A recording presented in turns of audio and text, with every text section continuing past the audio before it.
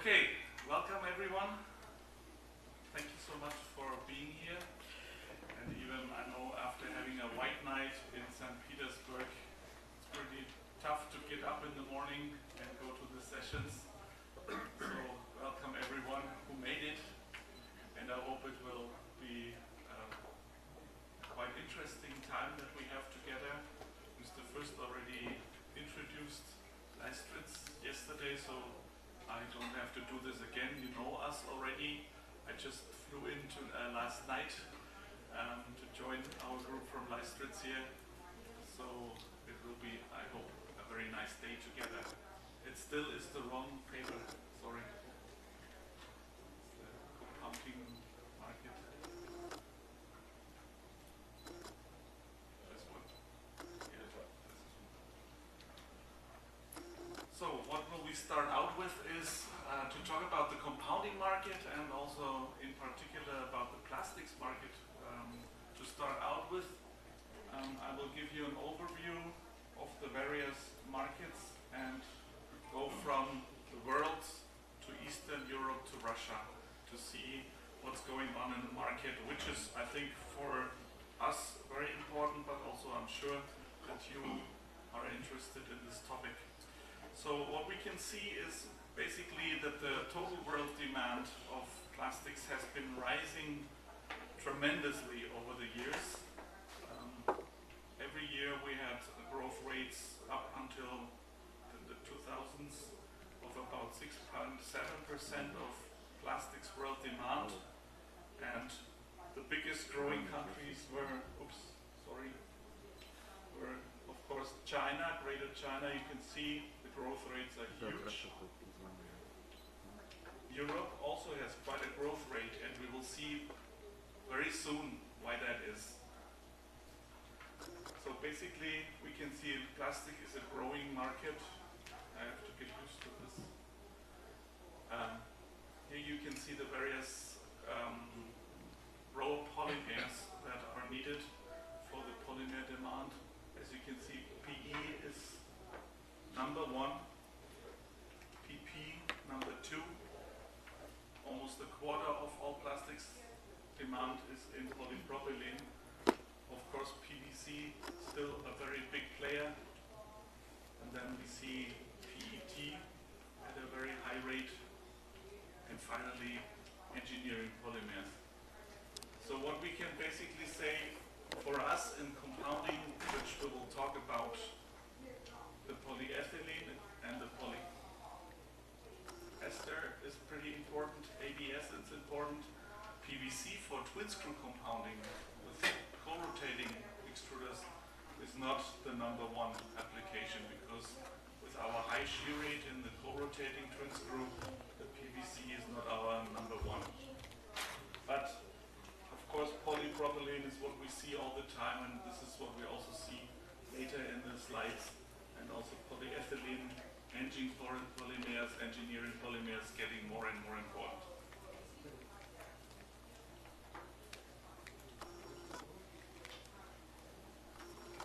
Now, when we look at the estimates of the upcoming world demand, we can see in 2012 that Greater China is at 28.8% of the demand.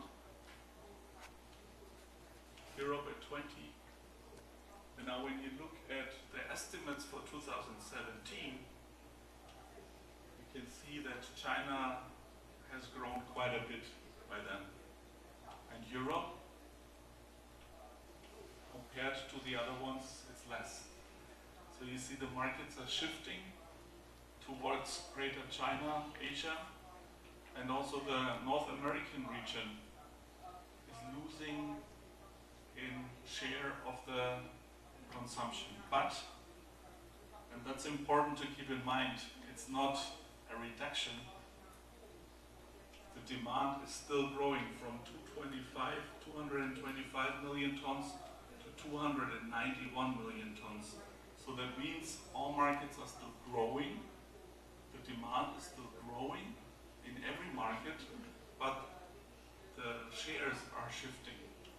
China getting even more important Asia getting more important, and Europe and NAFTA region getting less important. And if you look at specials like India, you can also see that there's also some motion going on. Now here you can see growth rates, and again you can see India is growing at the highest level. So we expect a growth at around 10% in polymer demand. China number 2. And now if you look at Europe, which also comprises, of course, Eastern Europe, we only have about 2.3 point something % in growth. But we will see later how this is shared up.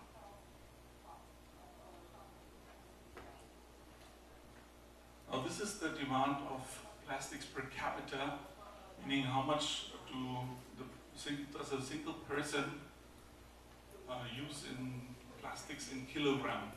And here we can see number 1, we all know it, big resource killer, the NAFTA region, North America. We have about 95 kilograms per capita in average. Second one is Europe, and amazingly, although the growth rates are huge, we still are at a pretty low level in China. So you can see there's still a lot to do. And looking at India, you can see there's huge potential.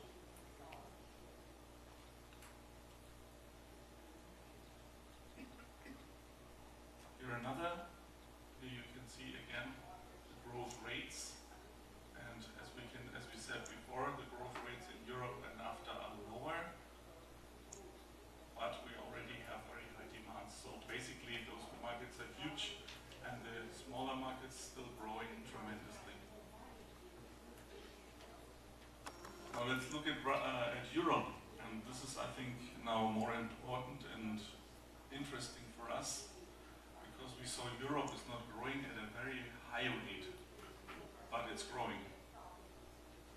But basically what we have to see is that the Eastern European markets are growing at the fastest rate, which you can see here. Russia, we have an increase of about 7%. Poland, we have an increase of 5 to 6%. And you can see that there's still a lot of potential coming. You remember, we had about 100 in NAFTA region. We have that in Germany, Italy. And it's very likely that those countries will also move on this scale, and we have an increasing per capita demand of plastics in these countries, which means here is where Europe grows at the fastest.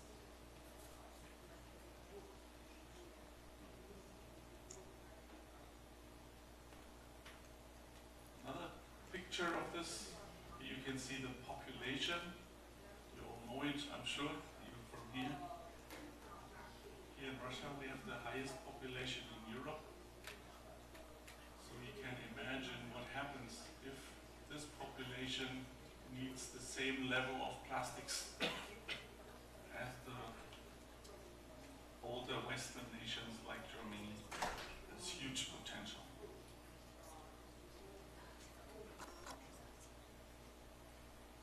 Again, here you can see GDP of the various countries in Europe per capita. And again, here you can see there's lots of possibilities to increase that. And with that, of course, also our possibility to sell plastics and also produce plastics and also the machinery for it. And this is also why we're here.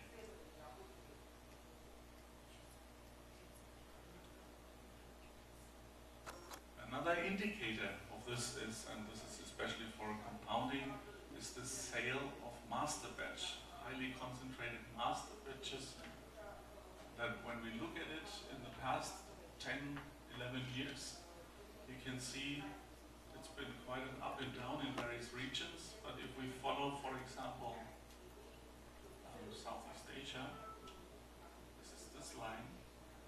see there are ups and downs, but it still is at a growth level of about 7 to 10%, depending of the year. We all saw the 2009 problem year. You remember, I'm sure we do too. So these were the NAFTA, Japan, and Europe were hit the most, as you can see. But again, also here in Europe, we have still a quite high growth rate in global master batch demand at about, well, in this case, we have lost a little bit in 2011, but still we see that it will go up again. But in the Eastern Europe markets, we have a continuous increase.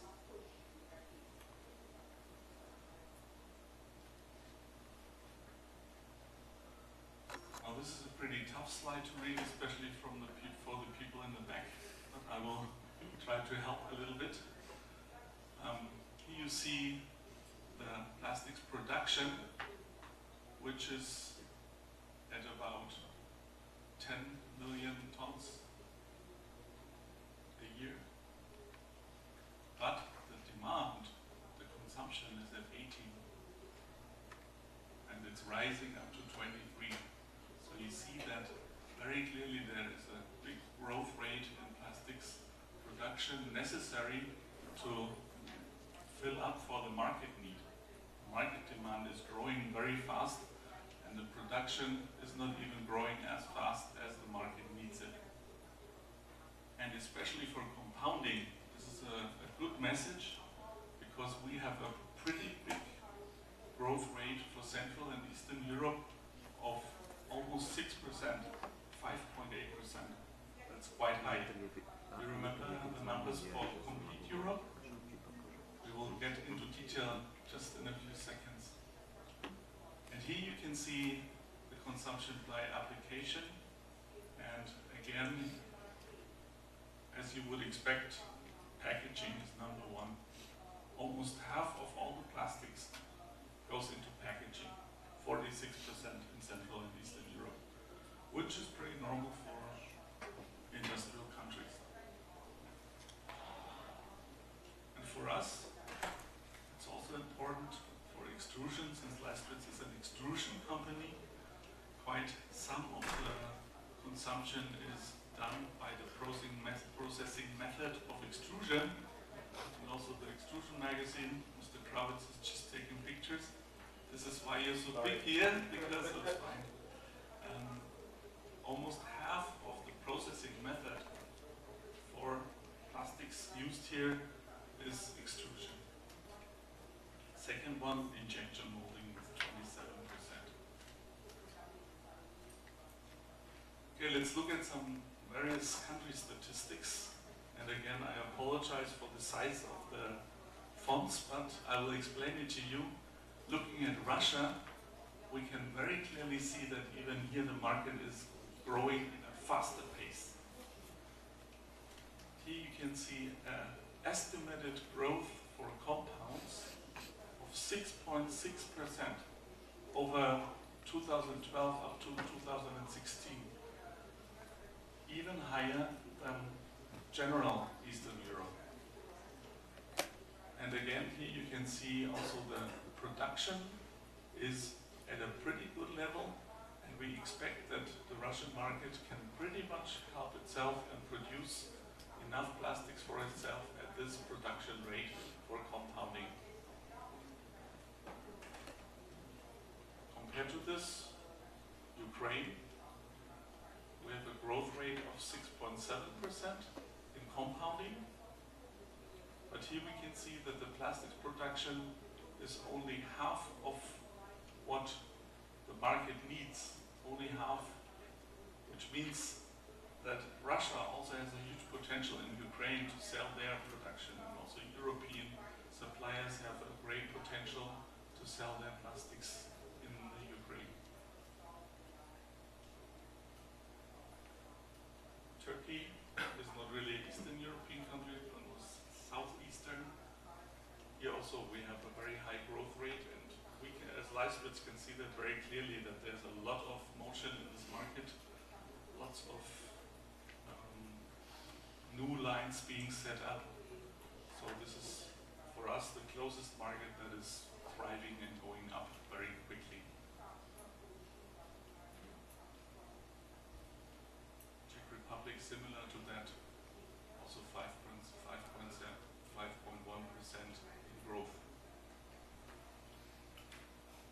Okay, now let's look at an easier slide.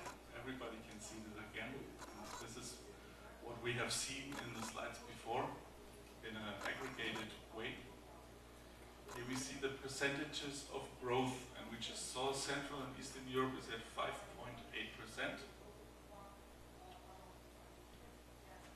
Russia 6.6%, quite a high level of compounding growth.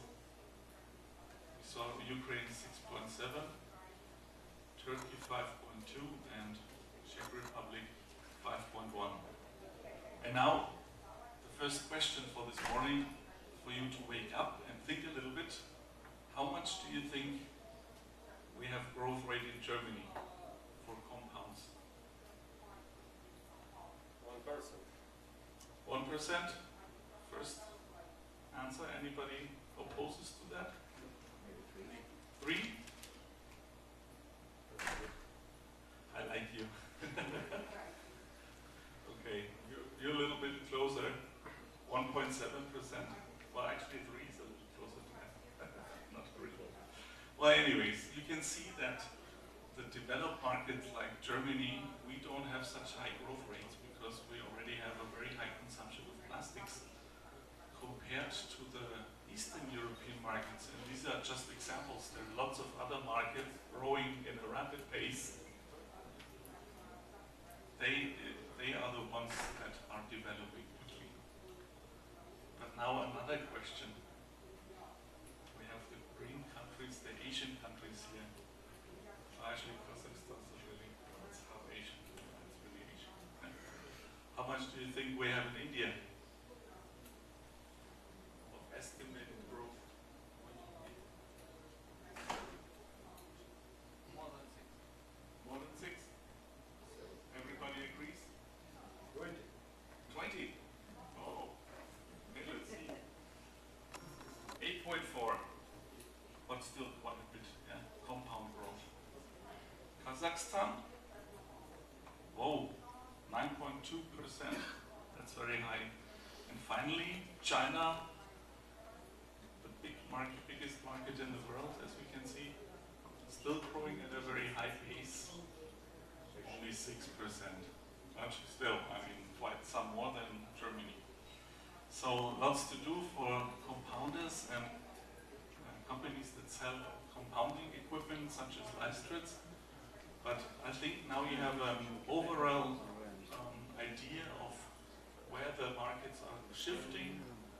You know where are the growth rates, and in order to fulfill those growth rates, let's get into more technical details and look at some compounding equipment, because also this is something we want to show you from